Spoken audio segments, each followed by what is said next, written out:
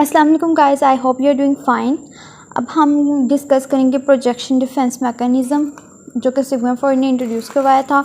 और इसको स्टार्ट करने से पहले आप सब्सक्राइब कर दीजिए और सब्सक्रिप्शन बटन नीचे मौजूद है, आप उसमें प्रेस कर दीजिए और बेल आइकन प्रेस कर दीजिए अगर आप मज़ीद इसी तरह की वीडियोस देखना चाहते हैं और साइकोलॉजी की फील्ड से जुड़े हुए हैं। तो उसके बाद हम डिस्कस करते हैं प्रोजेक्शन है क्या, प्रोजेक्शन की डेफिनेशन देखते हैं।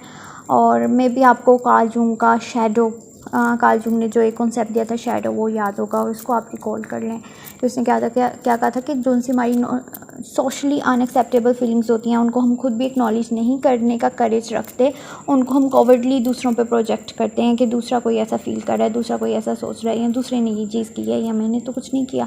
तो इसी तरह प्रोजेक्शन है कि हम अपनी डिफ़िकल्टीज़ का ब्लेम किसी दूसरे पे डालते हैं, हम अपनी मिस्टेक्स की रिस्पॉन्सिबिलिटी किसी दूसरे पे डाल देते हैं।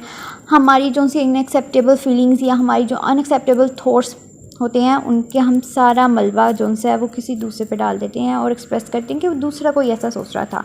अब अगर मैं सिंपली अपनी ज़ुबान में कहूँ कि अपने तमाम तर गुनाहां दा मलबा किसी दूसरे से डाल देना, ठीक है, किसी दूसरे पे डाल देना। नो, मेरी पंजाबी नहीं अच्छी।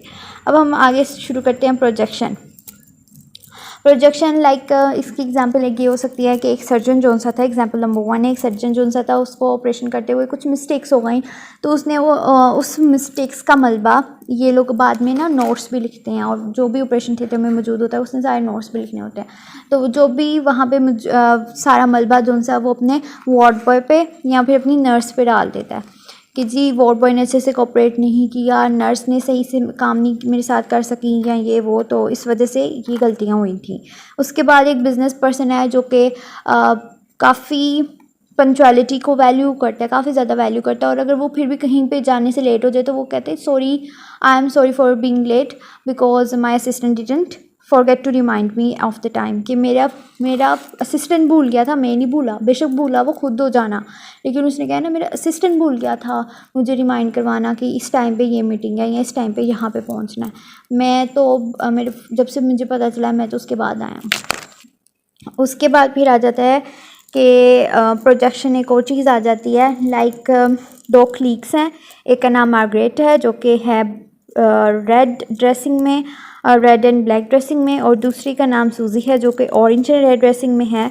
अब कंपनी का एक ड्रेस कोड था, लाइक उन लोगों ने कॉलर शर्ट पहननी होती है, ड्रेस शर्ट, और ड्रेस पैंट पहननी होती है। लेकिन क्योंकि आज सूजी आउट ऑफ ड्रेस कोड आई है कंपनी की, तो मार्गरेट ने सूजी को रिमाइंड करवाया कि आज तुम ड्रेस कोड नहीं पहन के आई, क्या तुम कंपनी का ड्रेस कोड नहीं पहन के आई। तो अब मार्गरेट सोच रही है इसने मुझे ऐसे टोका तो टोका क्यों, कुछ ज़्यादा ही स्मार्ट बनती है ये, और मे बी ये मुझसे जेलस हो रही हो। मुझे समझ नहीं आती कि लोग जेलस कैसे हो सकते हैं, ये तो अच्छी बात नहीं है जेलस होना।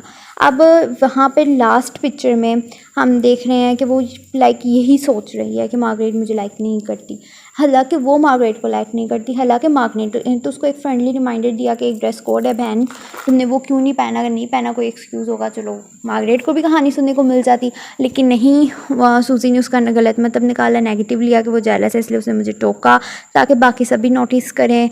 और हालांकि वो मार्गरेट को पसंद नहीं करती, रेड शर्ट और पेंट वाले को पसंद नहीं करती, लेकिन स्टिल वो ये सोचती है कि वो उसको पसंद नहीं करती। और ये प्रोजेक्शन डिफेंस मैकेनिज़्म इंसान अनकॉन्शियसली ये सारा प्रोसेस कर रहा होता है। अनकॉन्शियसली वो अपनी फीलिंग्स को, अपनी इनसिक्योरिटीज़ को, अपने थॉट्स को, अपनी मिस्टेक्स को और अपनी डिफ़िकल्टीज़ को किसी दूसरे पे प्रोजेक्ट कर रहा होता है अनकॉन्शियसली। लेकिन स्टिल ये काफ़ी मतलब कि बुज़दिलाना काम होता है। लाइक ये इन लोगों को विक्टिम कार्ड प्ले करने की आदत होती है। ये लोग अपनी नज़रों पे भी विक्टिम बन के रहना चाहते हैं और दुनिया की नज़रों में भी विक्टिम बन के रहना चाहते हैं। दैट्स वाई ये लोग प्रोजेक्शन डिफेंस मैकेनिज़्म जो है वो प्ले करते हैं, and it's not good to play projection.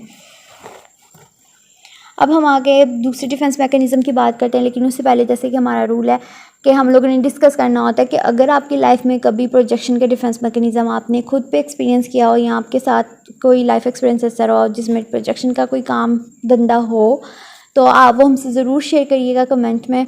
हम काफ़ी अप्रिशिएट करेंगे आपको, और मे बी आपको कोई गिफ्ट शिफ्ट भी मिल जाए। उसके अलावा सब्सक्राइब तब तक आपने कर ही दिया होगा, लाइक आपकी मर्ज़ी है और शेयर भी आपकी मर्ज़ी है। अपना बहुत सारा ख्याल रखिएगा, दुआओं में याद रखिएगा। अल्लाह हाफ़िज़।